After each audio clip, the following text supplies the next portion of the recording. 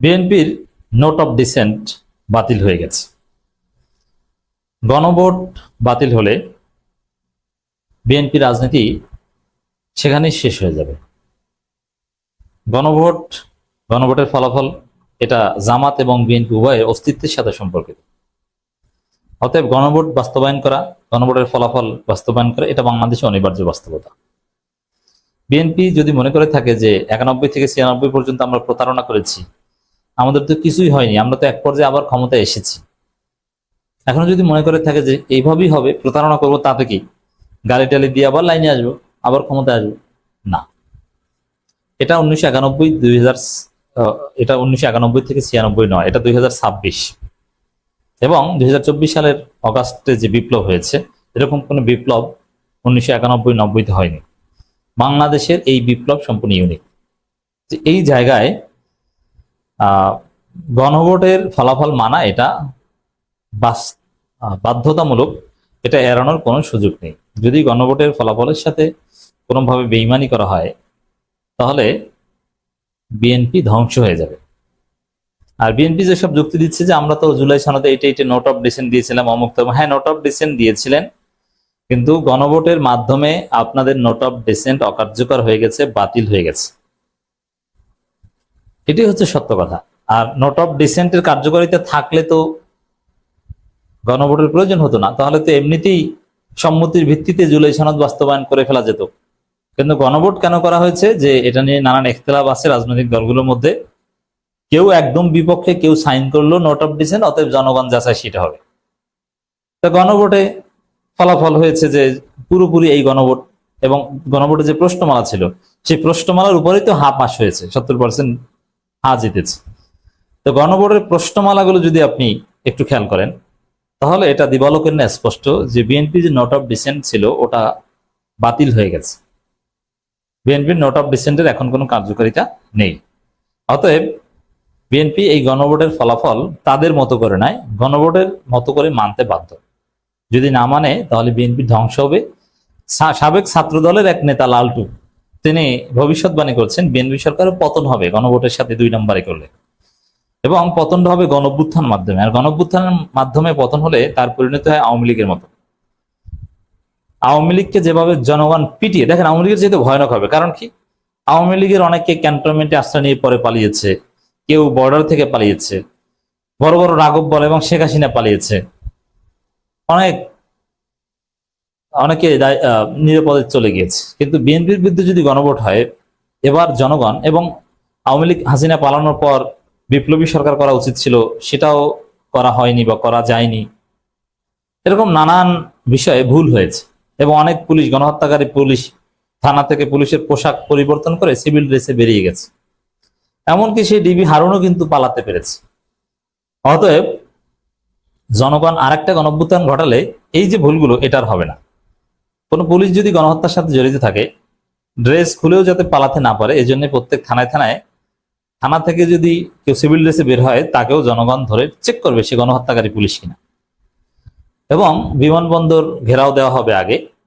ভারতের বর্ডার পার হওয়া কিংবা ভারতে প্রবেশ করা যতগুলো বৈধ অবৈধ প্রবেশ মুখ আছে, সবগুলোতে জনতা পাহারা বসাবে এবং ক্যান্টনমেন্টের ভিতরে কারা আছে এগুলো জনগণ কড়ায় গন্ডায় হিসাব নেবে। তাহলে বুঝুন যে বিপ্লবের শিকার হয়ে বিএনপি মোটেও রেহাই পাবে না। এবং আরেকটা গণঅভ্যুত্থান হলে অনিবার্যভাবে সেই রাষ্ট্রপতিকে বহাল রেখে আপিল বিভাগের রেফারেন্স নিয়ে নতুন কোনো কথিত সরকার, এটা জনগণ মানবে না। তখন জনগণ সরাসরি শহীদ মিনারের শপথ নিয়ে বিপ্লবী সরকার করবে।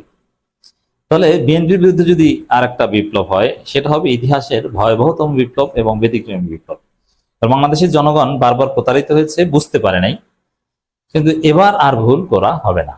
আমার মনে হয় যে বাংলাদেশের চূড়ান্ত ভাগ্য নির্ধারিত হবে আরেকটা বিপ্লবের মধ্য দিয়ে। এখন বিএনপি যদি এটা বুঝতে পারে যে না, এরকম পরিণতিতে তারা পড়তে চায় না, ভালো হতে চায়, তাহলে তারা জুলাই সনদ, তাদের নোট অফ ডিসেন্টকে অগ্রাহ্য করে গণভোটে যেভাবে রায় হয়েছে, গণভোটের প্রশ্নমালায় যে প্রশ্নমালা ছিল, ওগুলোর আলোকে তারা পরিপূর্ণভাবে বাস্তবায়ন করবে। তাদের নিজেদের কিছু ইগো বা ইখতিলাফ থাকলে ওটা জনগণের স্বার্থে, জনগণের রায়ের প্রতি সম্মান দেখিয়ে সেটা বাতিল করবে। এটাই হওয়া উচিত। দর্শক, শিশির মনির চমৎকার ভাবে যুক্তি দিয়ে দেখিয়েছেন আমি আপনাদের জন্য উপস্থাপন করছি যে গণভোটের অধ্যাদেশ বাতিল করা হলে বা বাতিল করা হলে তাহলে জাতীয় নির্বাচন বাতিল হয়ে যায়, জাতীয় নির্বাচনের তফসিল কোনোটার বৈধতা থাকে না। তাহলে তারেক রহমান, বিএনপি সরকার সব অবৈধ হয়ে যায়। বৈধ শুধু হাসিনা আর রাষ্ট্রপতি শাহাবুদ্দিন চুপ্পু আর সেনাপ্রধান ওয়াকারুজ্জামান। এখানে এনসিপি নেতা সরওয়ার তুষার, যদিও তাকে একটু অতি গ্লোরিফাই করা হচ্ছে, মহান সংবিধান বিশেষজ্ঞ হিসেবে দেখা হচ্ছে, অথচ বাস্তবতা হচ্ছে তিনি সংবিধানের বেসিক কিছু জ্ঞান রাখেন আর অত্যন্ত সুন্দরভাবে উপস্থিত বুদ্ধি আছে, উপস্থাপন করতে পারেন, কিন্তু গভীর জ্ঞান আছে এটা মনে করার কোনো কারণে। কারণ সরওয়ার তুষার কোনো আইনজীবী না, কোনো আইনের শিক্ষক না, বরং তিনি ইউনিভার্সিটি ড্রপ আউট। হ্যাঁ, তার মেধা আছে, মেধা বিচারে লেখক, সব ঠিক আছে, কিন্তু স্বীকৃত সংবিধান বিশেষজ্ঞ বলার কোনো সুযোগ তার নাই এবং সংবিধানের ব্যাখ্যাতার লেজিটিমেসিও তার নাই।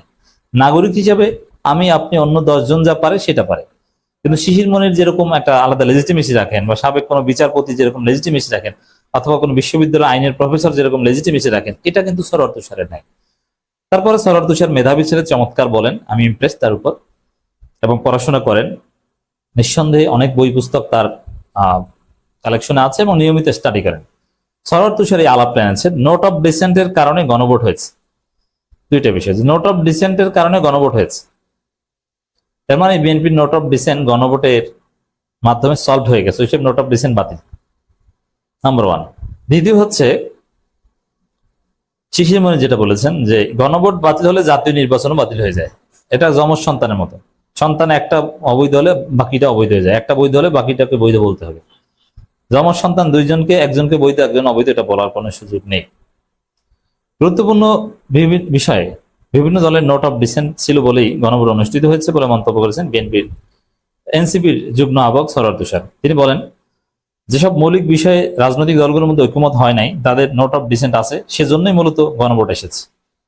এই যে আলাপ, সরওয়ার তুষারদের যে আলাপ, আর জনগণ কনভিন্সড হওয়ার একটা উপকারিতা আছে। এর মানে আপনি যদি এখন সংসদে গায়ের জোরে কিছু করেন, এটা জনমতের বিরুদ্ধে যে জনগণ পুরোপুরি আপনাদেরকে ভ্যালিন ভাববে, অথবা আপনাদেরকে এর পরিণতি ভোগ করতে হবে, সামনে কঠিন পরিস্থিতি আছে। অতএব এই অনেকে বলবেন যে সরওয়ার তুষার সে আবার কে, কিন্তু এমপি নন। হ্যাঁ, এমপি নন, তাতে কি? সরওয়ার তুষার এমপিরা জনগণকে যা বোঝায় তার চেয়ে বেশি বোঝায়। শিশির মনির এমপি নন, তাতে কি? আরে ওইসব এমপি টেমপি মিলে জনগণকে যে জিনিসটা কনভিন্স করতে পারবে, তার চাইতে সরওয়ার তুষার শিশির মনির বেশি পারেন। তাদের বক্তব্যের তাসির বেশি, শিশির মনির ক্লিপস বেশি শুনে মানুষ, সংসদে যা শুনে তার চাইতে বেশি। অতএব দর্শক, কথা একটাই, যে বিএনপির যে নোট অফ ডিসেন্ট জুলাই সনদে, সেটা কার্যত গণভোটের মাধ্যমে বাতিল হয়ে গেছে। আর বিএনপি যদি গণভোটের সাথে বেইমানি করে, বিএনপি টিকতে পারবে না, ধ্বংস হয়ে যাবে।